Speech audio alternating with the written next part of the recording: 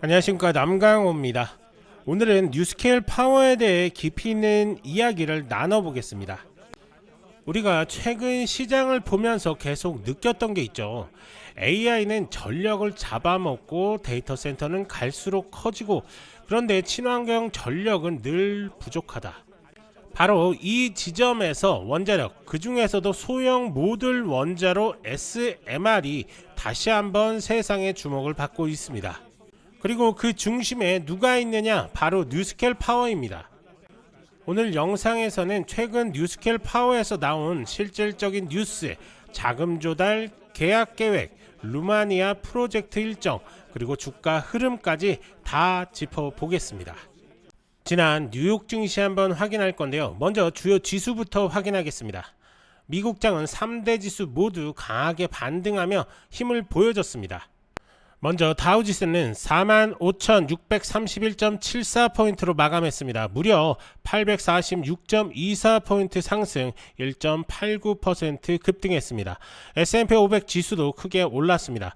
6,466.91포인트로 거래를 마쳤고 96.74포인트 올라서 1.52% 상승했습니다. 나스닥 종합지수 역시 강하게 반등했습니다. 21,496.54포인트로 장을 마쳤고 396.23포인트 상승하며 1.88% 급등했습니다. 특히 기술주 전반에 매수세가 몰리며 지수를 끌어올렸습니다. 정리하면 오늘 뉴욕 증시는 다우, S&P 500, 나스닥 모두 1%대 후반 상승을 기록하면서 투자 심리가 크게 회복된 하루였습니다. 이번 반등이 강하게 나온 만큼 단기적으로는 추가 상승 탄력이 이어질 수 있습니다. 다만 최근 변동성이 컸던 만큼 단기 추격 매수는 조심해야 하고, 이미 보유한 종목은 이번 반등에서 일부 차익 실현을 고려하며 현금 비중을 일정 부분 유지하는 게 좋습니다. 새로 진입한다면 기술주와 대형주 위주로 분할 매수 접근이 유리해 보입니다.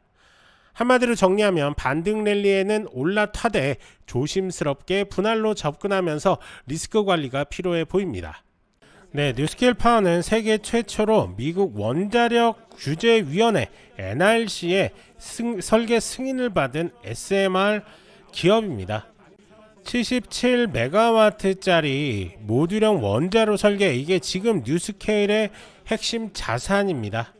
한마디로 설계 리스크는 끝났습니다. 이제는 상업화 리스크, 즉 고객과 계약을 맺고 실제 발전소를 짓고 돈을 버는 단계로 넘어간 거죠.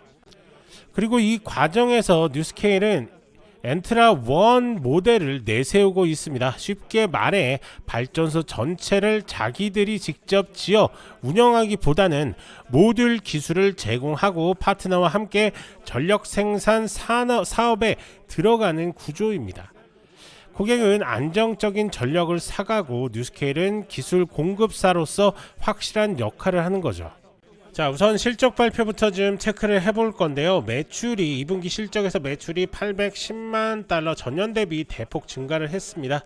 루마니아 프로젝트 관련 엔지니어링 수익이 반영된 덕분이다 라고 이렇게 보는데요.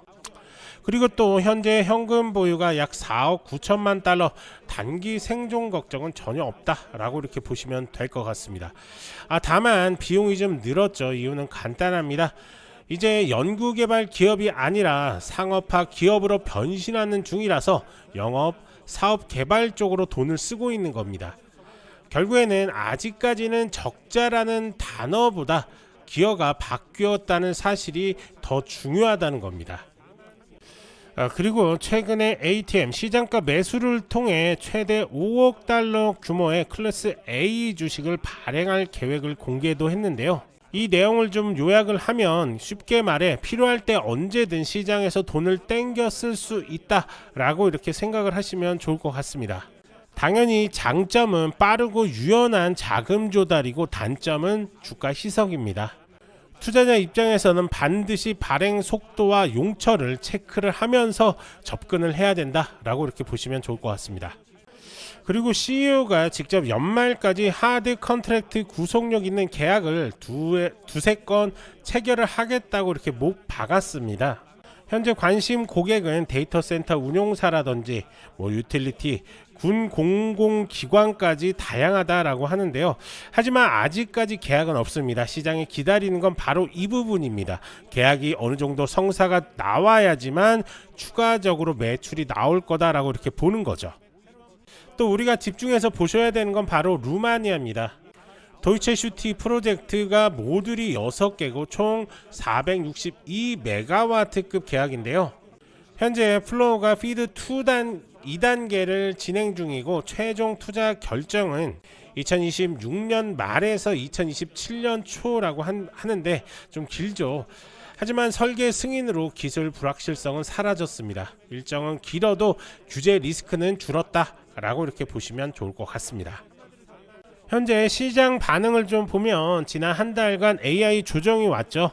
그러면서 원자력 테마도 같이 좀 흔들렸다라고 이렇게 보시면 될 것 같고요. 뉴스케일은 한때 마이너스 30% 넘게 하락도 나왔습니다. 하지만 이후에 반등하는 모습 확인할 수가 있는데요. 결론은 이겁니다. 계약 나오기 전까지는 기대와 실망 사이에서 크게 흔들릴 수 있다라는 것을 좀 명심하면서 대응하실 필요가 좀 있겠습니다. 자, 다들 아시겠지만은 AI 데이터 센터는 전력을 많이 잡아먹습니다. 그리고 그 전력은 끊기면 안 됩니다. 재생에너지와 배터리만으로는 버티기 힘들다는 거죠. 그래서 지금 미국에서 데이터 센터 기업들이 원자력 전력 계약에 눈독을 들이고 있는 상황입니다. 뉴스케일의 가장 큰 장점이 뭐냐? 이미 NRC 설계 승인을 받았다는 거죠. 또한 모듈형이라서 전력 구매에 맞춰 확장이 좀 쉽습니다. 엔트라원 모델 덕분에 고객이 직접 발전소를 지을 필요가 없고, 즉 데이터 센터 입장에서는 위험은 줄이고 안정적인 전력을 얻는 카드가 되는 거겠죠. 자, 그럼 리스크를 한번 체크를 해볼 건데요. 자, 우선은 아직까지 확정적인 계약이 없습니다. 이 얘기가 무슨 얘기냐? 지금 뉴스케일이 가장 강조하는 건 올해 안에 2-3건의 하드 컨트랙트를 따내겠다. 이게 단지 목표인 겁니다. 그래서 아직까지는 계약이 없다. 즉 주가가 올라가든 내려가든 결국 계약이 발표되는 순간이 진짜 변곡점이라는 겁니다. 계약이 없는 상태에서는 언제든 기대가 실망 사이에서 이렇게 널뛰기를 할 수밖에 없는 거죠. 자, 두 번째는 바로 자금 조달로 인해서 자금 조달 희석 리스크입니다. 현재 최근 최대 5억 달러를 조달을 했는데요. 아까도 설명을 좀 드렸지만 필요할 때마다 시장에서 주식을 팔아서 돈을 확보할 수 있는 구조인 거죠. 앞서 설명드렸던 것처럼 장점이 좀 빠르고 유연하다는 건데 가장 큰 단점은 바로 주식 희석입니다. 당연히 주식이 새로 찍히면 기존 주주의 지분 가치가 줄어드는 거죠. 특히 주가가 낮은 상황에서 발행하면 피해가 더 커질 가능성이 있습니다. 그래서 투자자는 반드시 발행 속도, 시점, 그리고 그 돈을 어디에 쓰는지를 꼭 체크를 하셔야 됩니다. 자, 세 번째는 바로 루마니아 일정의 장기화인데요. 루마니아 도이처슈티 프로젝트는 뉴스케일의 대표 해외 레퍼런스입니다. 그런데 최종 투자 결정이 2026년 말에서 2027년 초로 잡혀 있습니다. 즉 실제로 매출이 본격적으로 잡히려면 최소 2년 반 이상은 기다려야 한다는 뜻입니다. 투자자 입장에서는 바로 내년에 성과가 나오지 않는다는 점을 알고 들어가야 합니다. 당연히 단기적으로는 실망감 요인일 수밖에 없는 거죠.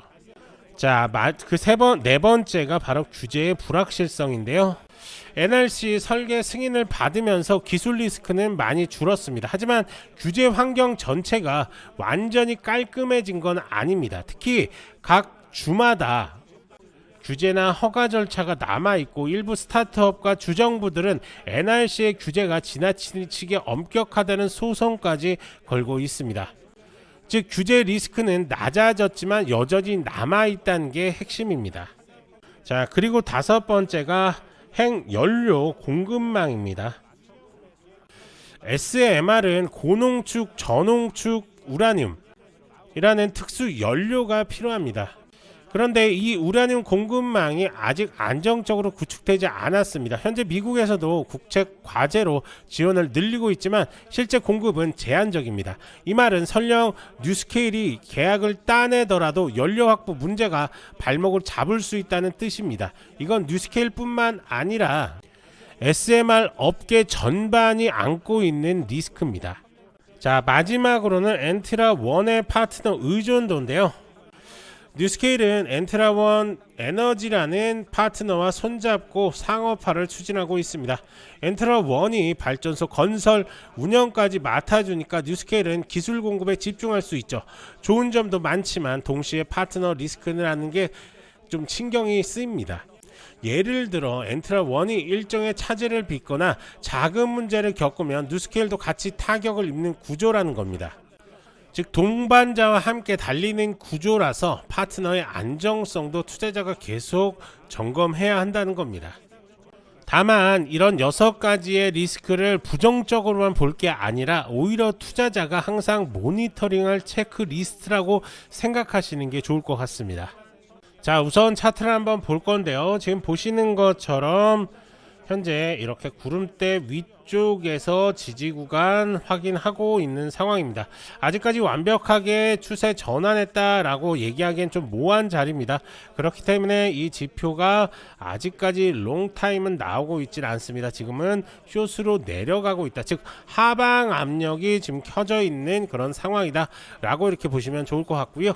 자, 완벽하게 추세 전환하는 모습이 나왔을 때 들어가도 늦지가 않다는 겁니다. 뭐 신규 매수라든지 추가 매수 타점은 아직까지는 아니다. 하지만은 이 구간에서 이렇게 롱타임이 나올 때 그때 들어가도 늦지가 않다라고 이렇게 보시면 좋을 것 같습니다. 다만 들어갈 때 한 번에 몰빵으로 들어가시는 것보다는 분할 매수 관점으로 조금씩 들어가시는 게 좋을 것 같고요. 자, 그리고 제가 이렇게 상담을 하다 보면은 이 구간이죠. 이 구간 이런 지표들을, 이 지표가 뭔지 궁금하신 분들이 참 많으신 것 같습니다. 제 얘기를 조금 하자면은 저 같은 경우에는 20대 군대 다녀와서 처음으로 아르바이트를 해서 번 돈 100만 원으로 전 국내 주식장부터 시작을 했습니다. 자, 그때는 그냥 아무것도 모르는, 어떻게 보면 배우는 학생 입장에서 주식을 좀 접했다라고 이렇게 볼 수가 있는데요. 하지만 시간이 좀 흐르면서 저도 차트 분석을 공부를 했고 기술적 분석을 통해서 뭐 100만 원으로 시작해서 어린 나이에 뭐 3천만 원 이상까지도 만들었습니다. 짧은 기간에. 그러니까 좀 자신감이 좀 넘쳤던 것 같고요. 그러다가 이렇게 선물이라는 것을 좀 눈에 들어왔고 친구의 소개로, 그래서 금, 원유 뭐 닥치는 대로 매매를 좀 했던 것 같습니다. 그냥 호기롭게 그냥 하던 대로 기술적 분석을 통해서 했죠. 하지만 결과는 좀 참담했습니다. 딱 한 달 만에 청산이 되고 말았는데요. 뭐 그때 당시에 나름 저는 자신감도 정말 넘쳤고 패기도 좀 있었습니다. 국내 주식장에서는 내가 이 정도까지 벌 수 있는 사람이다라는 그 자신감이 좀 하늘을 찔렀었던 그런 상황이었던 것 같습니다.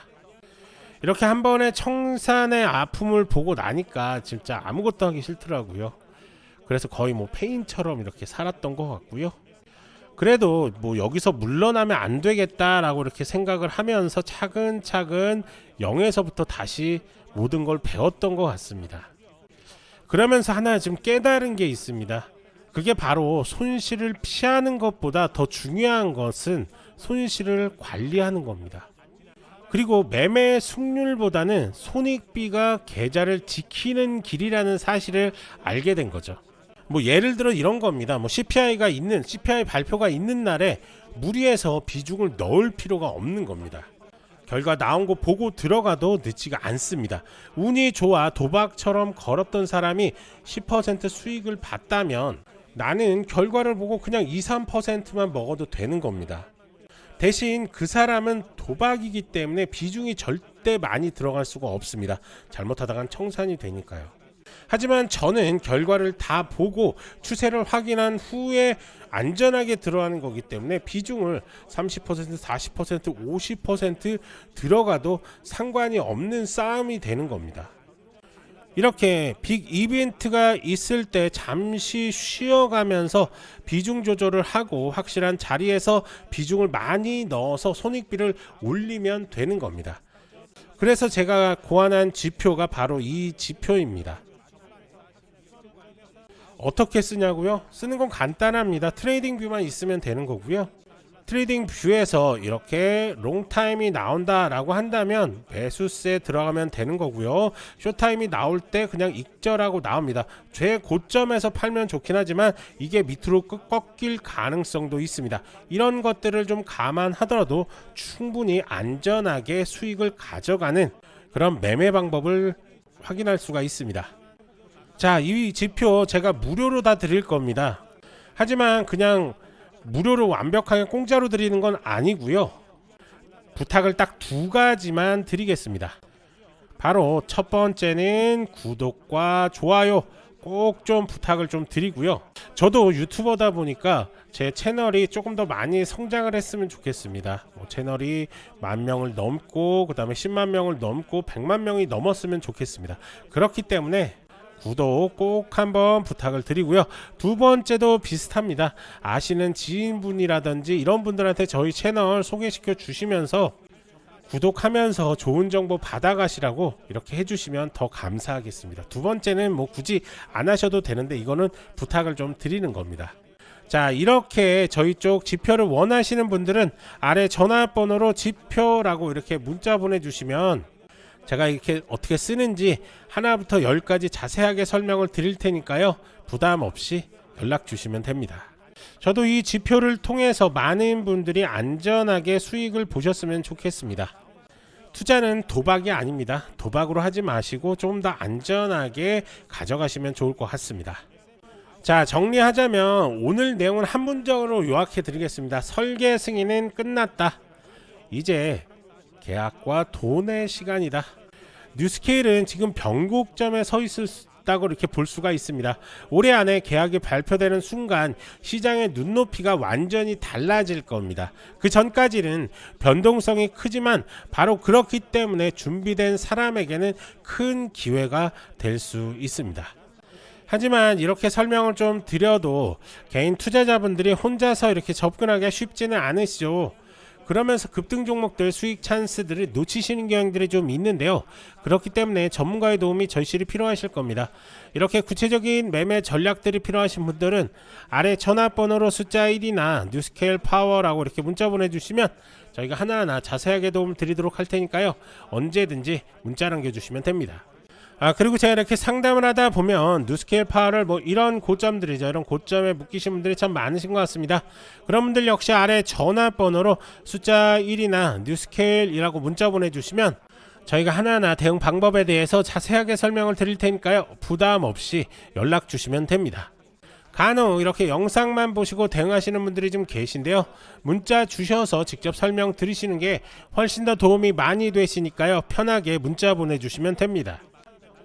이제 중요한 건 여러분들의 선택입니다. 뉴스, 차트, 모멘텀이 동시에 들어올 때 이걸 잡는 게 실력입니다.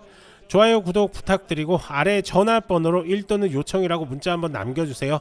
도움 드릴 수 있는 것들 최대한으로 도움 드리겠습니다. 저는 남강호였고요. 다음 영상에서도 빠르고 정확한 정보로 다시 찾아오겠습니다. 감사합니다.